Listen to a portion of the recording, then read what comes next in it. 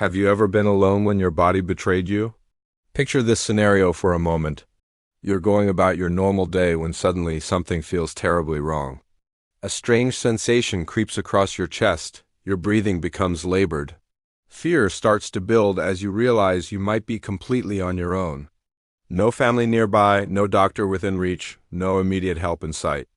Just you and the growing certainty that your heart is in serious trouble. This frightening situation becomes reality for countless individuals every single year. And here's what you need to understand.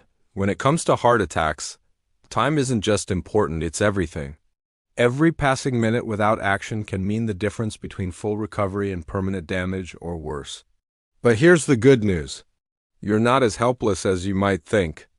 This guide will arm you with 7 essential, no-nonsense strategies that could literally save your life when a heart attack strikes and you refacing it alone.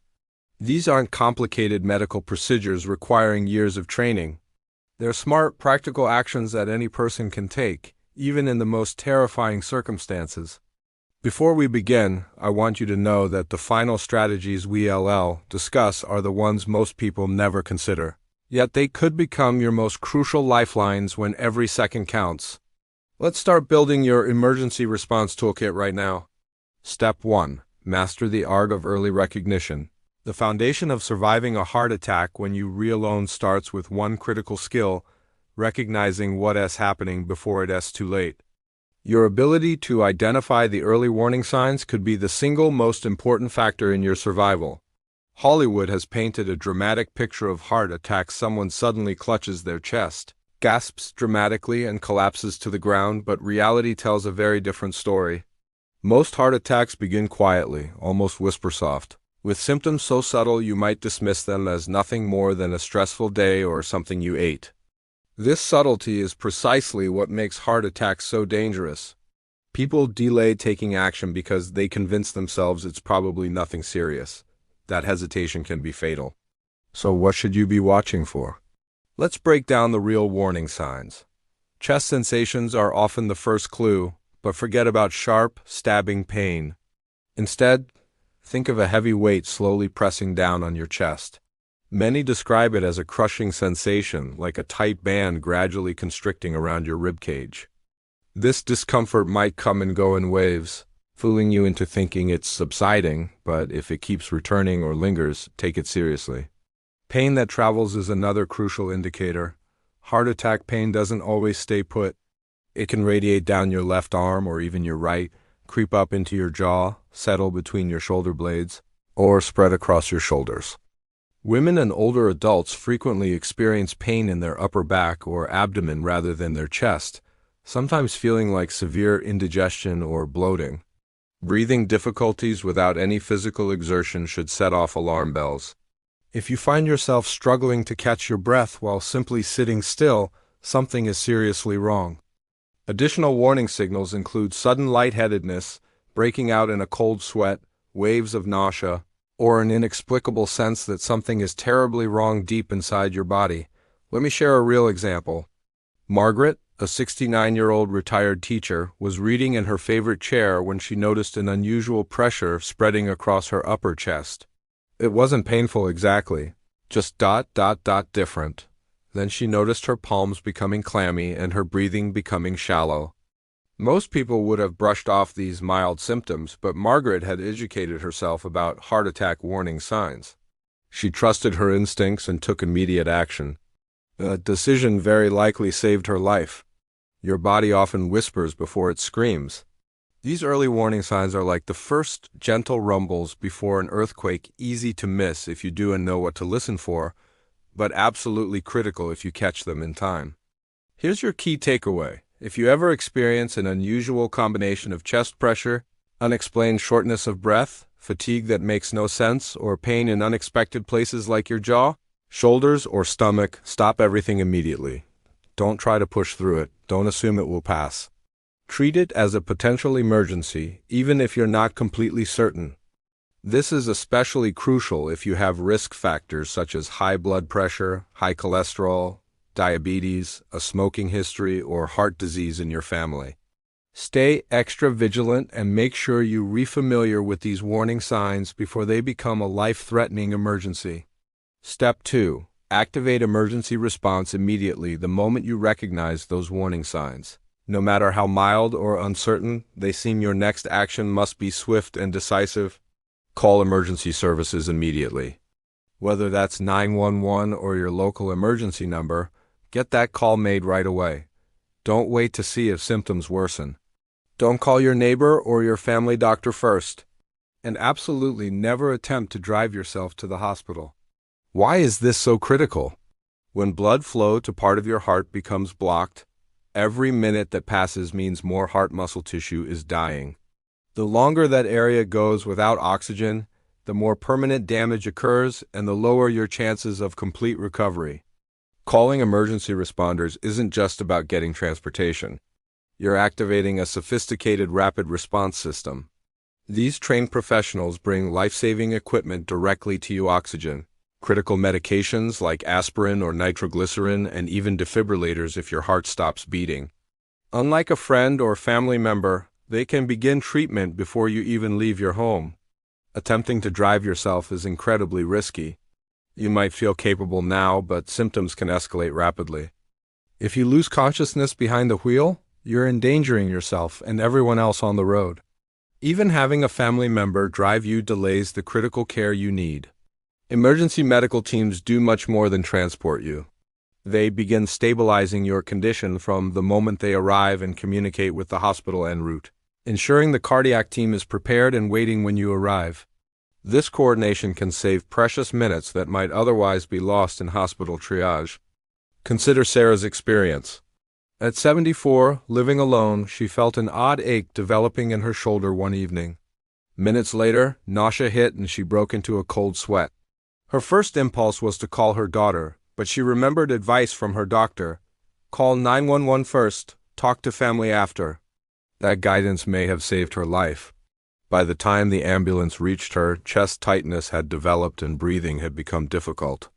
But because she acted quickly, EMTs arrived in time to stabilize her with oxygen and medication before her condition deteriorated further. Remember this fundamental truth: hesitation in these moments can be deadly. If there's even the slightest doubt in your mind that something serious is happening, don't wait. Make that call and get professional help on the way. You don't need absolute certainty to justify calling emergency services. The professionals, dispatchers, and paramedics are specifically trained to evaluate uncertain situations. They would much rather respond to a false alarm than miss the opportunity to save a life. Step 3. Use aspirin as your emergency ally. After calling for emergency help, your next most important action, if you're not allergic and haven't been advised by a doctor to avoid, it is to take a regular uncoated aspirin tablet and chew it slowly and thoroughly. Don't swallow it whole. Don't crush it and mix it with water. Simply chew it completely and let it absorb while you remain calm and wait for help to arrive. Why chewing specifically? Aspirin functions as a rapid-acting blood thinner, and in heart attack situations, speed is absolutely essential. Most heart attacks result from a blood clot blocking one of the arteries that supplies your heart muscle with oxygen-rich blood. This blockage causes damage that can sometimes be irreversible. However, aspirin can help slow the clot's growth and sometimes even temporarily reduce its size, allowing more oxygen to continue flowing where it's desperately needed. Chewing breaks the tablet into smaller particles, enabling faster dissolution and quicker activation. The active ingredient, acetylsalicylic acid, enters your bloodstream much more rapidly this way than if swallowed whole. Research shows that blood-thinning effects can begin within minutes of chewing. The type of aspirin matters in this critical moment. If possible, use regular, uncoated, immediate-release aspirin. 325 milligrams is the ideal dose. Enteric-coated or delayed-release versions are designed to be gentler on your stomach, but they take longer to become active. If that's all you have available, chew it anyway. In a life-or-death situation, rapid absorption is more important than avoiding stomach discomfort. Concerned about taking aspirin on an empty stomach? Under normal circumstances, that's a valid worry. But during a heart attack, the priority is preserving heart tissue, not preventing minor nausea. The risk of gastrointestinal irritation is real but minimal compared to the risk of losing precious minutes of blood flow to your heart. Make this practical by keeping aspirin in easily accessible locations: your bedside table, bathroom medicine cabinet, car's glove compartment, wallet, or purse. Ensure family members know where it's stored, especially if they live with you or check on you regularly. Check expiration dates periodically. Expired aspirin won't harm you, but it may not be as effective. Take Robert's example. This 68-year-old retired mechanic felt intense pressure spread from his chest to his jaw one morning. He felt panic beginning to build, but remembered his cardiologist's specific instructions. He had aspirin stored in a kitchen drawer within easy reach. He grabbed it, chewed one tablet thoroughly, and remained calm while waiting for help.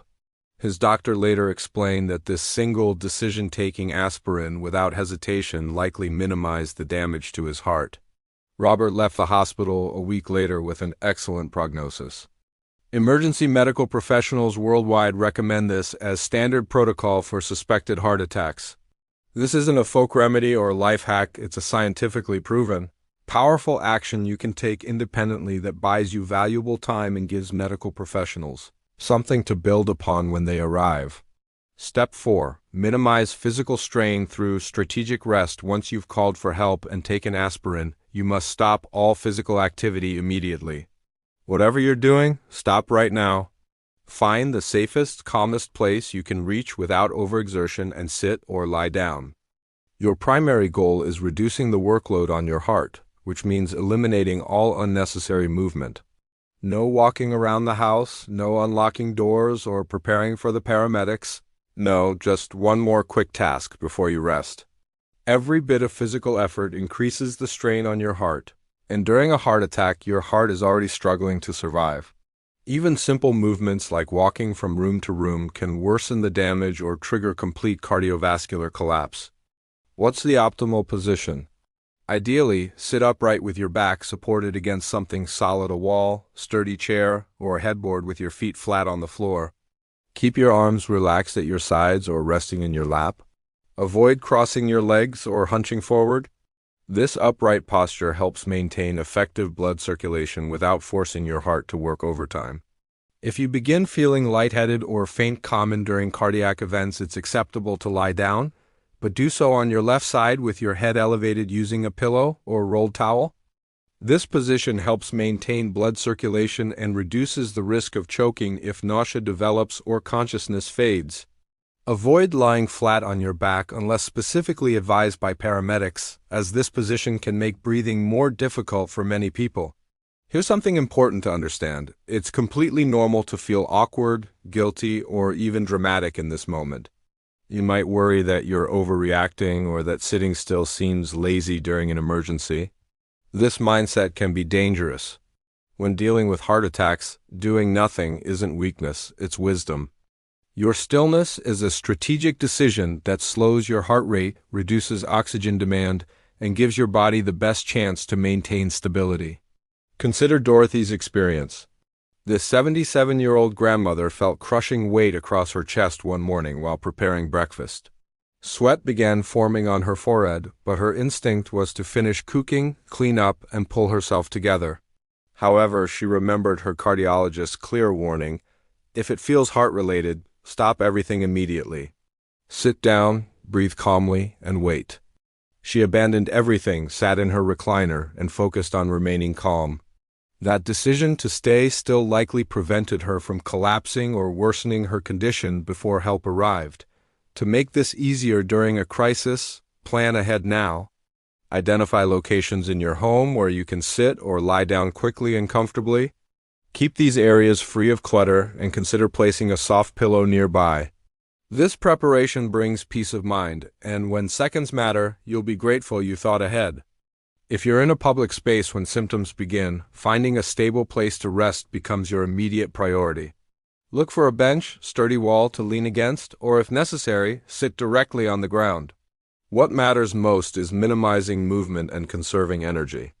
Avoid flimsy chairs or stools without back support, as slouching forward can compress your chest and make breathing more difficult. Remember, staying still isn't doing nothing, it's doing everything right. Step 5. Clear the path for emergency responders. This step might seem simple, even obvious, but unlocking your door could literally mean the difference between life and death. If you've called 911 and are still physically capable of minimal movement, take a moment to unlock your home's entrance. Those few seconds could save valuable minutes in emergency response time. Why is this so crucial? Paramedics will reach you regardless, but if your door is locked, they'll need to force entry.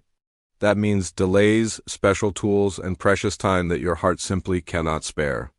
If you're positioned nearby, the chaos and noise of a door being broken down could startle you or cause additional physical stress. By unlocking the door in advance, you eliminate this obstacle entirely.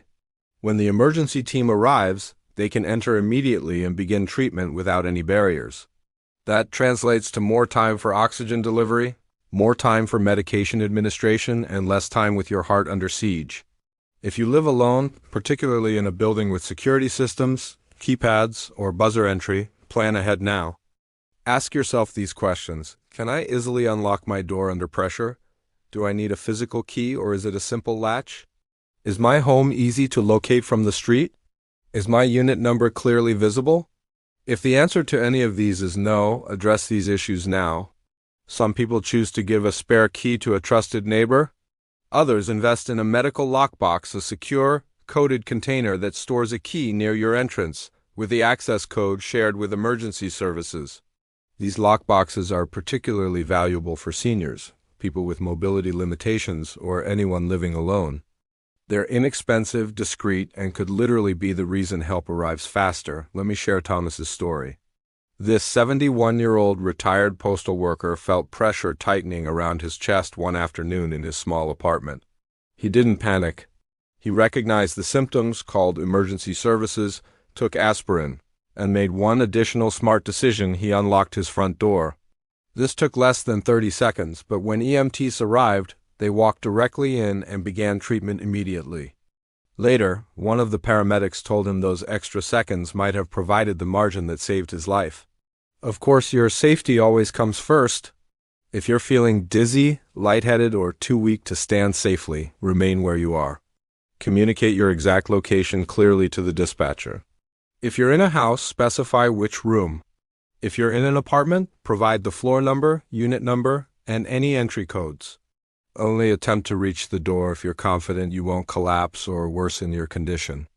For those wanting to be extra prepared, consider upgrading to a smart lock system. These can be opened remotely from your smartphone or programmed to grant emergency access using temporary codes. It's a modest investment for significant peace of mind, especially for people living alone. Ask yourself tonight, can emergency responders reach me quickly if something goes wrong? If the answer isn't an immediate yes, take steps now to change that. Don't wait for a medical scare to realize your door is the final barrier between you and life-saving care. Step 6. Transform your smartphone into a medical command center. Your smartphone is far more than a communication device. It can become your most vital tool during a medical emergency. Knowing how to use it effectively could mean faster care, clearer communication, and potentially saving your life if your condition suddenly deteriorates. 2 features are absolutely critical: speakerphone mode and your medical ID information. Speakerphone mode. The moment you call for help, activate speakerphone immediately.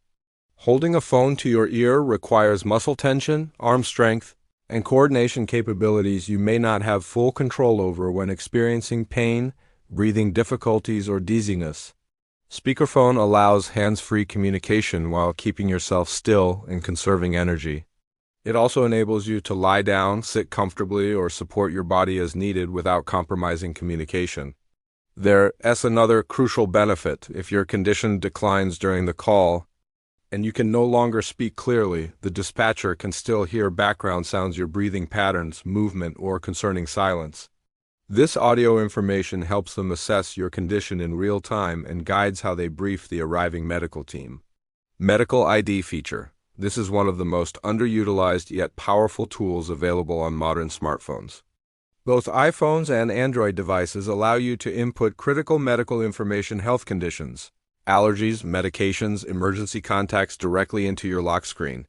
This means even if you're unconscious, first responders can access vital information without needing your password. Setting this up takes less than 5 minutes and could save hours of dangerous guesswork during a crisis. If you have heart disease, diabetes, asthma, or take medications like blood thinners, document it. If you're allergic to specific drugs or have medical devices like pacemakers, include that information. This data guides emergency treatment and can prevent potentially dangerous medical errors. When you're using speakerphone during a crisis, something remarkable happens. Your voice carries more than words, it carries vital information. Dispatchers are trained to interpret every sound, your breathing rhythm, voice tone, even periods of silence. Changes in breathing patterns, pauses that last too long, or absence of movement all send critical signals about your condition's severity. These subtle audio cues alert dispatchers to how urgent your situation is, allowing them to prepare first responders with real-time context before they reach you. The beauty of speakerphone mode is that you don't need to waste energy holding the device or maintaining awkward positions.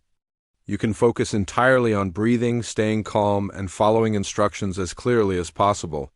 Consider Helen's experience. This 82-year-old woman with diabetes and a severe penicillin allergy felt sudden chest pressure one evening and made the 911 call, but lost consciousness before paramedics arrived. Fortunately, she had previously set up her medical ID with complete information accessible without a passcode. EMS checked her phone immediately and knew exactly what they were dealing with.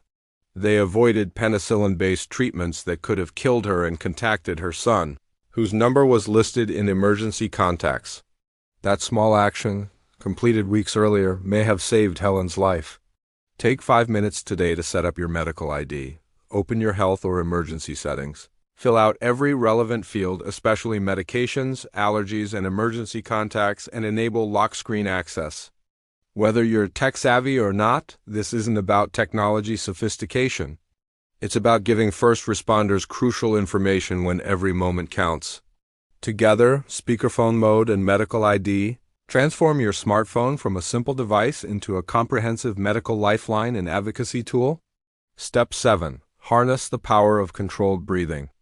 We arrive at the final step, and while it might sound deceptively simple, it possesses extraordinary power to influence your survival. Intentional breathing control. During a heart attack, everything feels chaotic and out of control. Pain grips your chest, your heart races erratically, and fear crashes over you like a tsunami.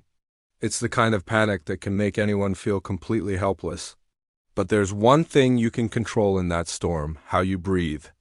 Controlled breathing won't cure a heart attack, but it can be the crucial difference between maintaining consciousness and spiraling into dangerous shock. Panic triggers massive adrenaline release, which accelerates heart rate, elevates blood pressure, and can make irregular heart rhythms more dangerous. By taking command of your breathing, you activate your parasympathetic nervous system, your body's natural calming mechanism. This helps you stay grounded and slows down the runaway stress response.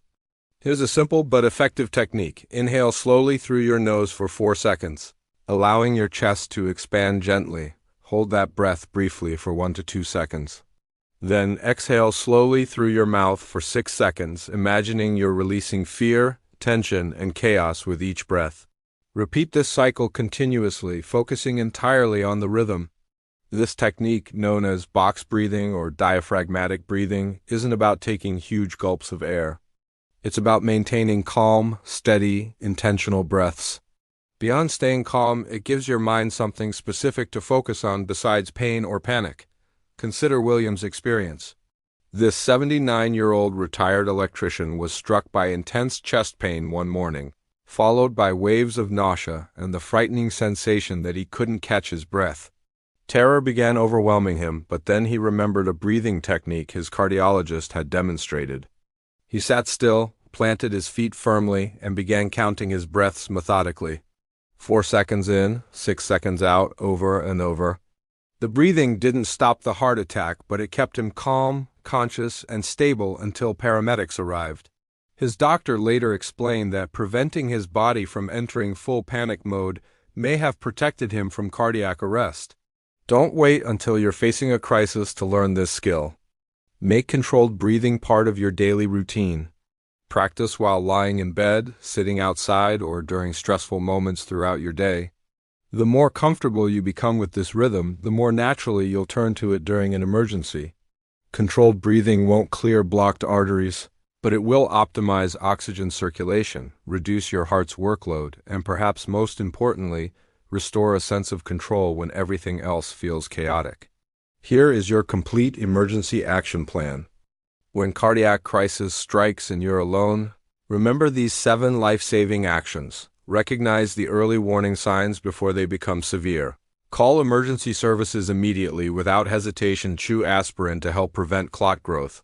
Stay physically still to reduce heart strain. Unlock your door to ensure rapid responder access.